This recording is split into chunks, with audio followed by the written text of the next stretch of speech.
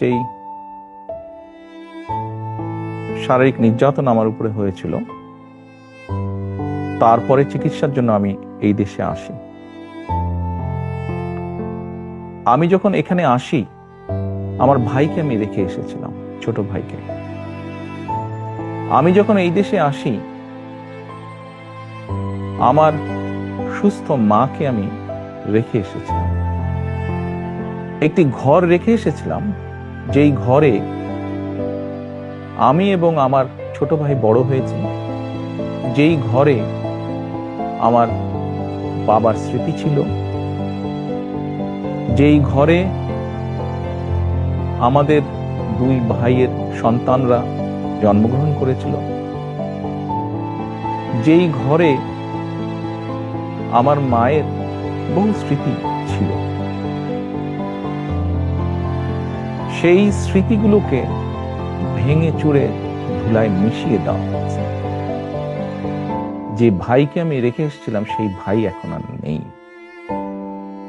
যেই সুস্থ মাকে রেখে এসেছিলাম, সেই সুস্থ মা এখন সুস্থ নেই। শুধু অসুস্থই নন, ওনার উপরে মানসিক এবং শারীরিক নির্যাতনও করা হয়েছে। আমি আমার পরিবারের যে কাহিনী আপনাদের সামনে তুলে ধরলাম, এটিকে আপনারা কাহিনী বলুন বা সংগ্রাম বলুন, যেটাই বলুন না কেন, এটি শুধু আমার কাহিনী না, আমার পরিবারের কাহিনী না।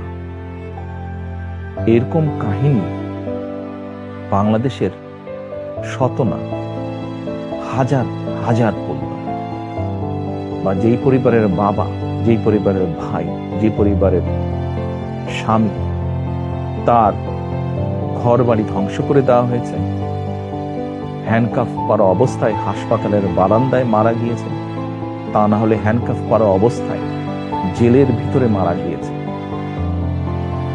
সহায় সম্পত্তি ধ্বংস করে দেওয়া হয়েছে।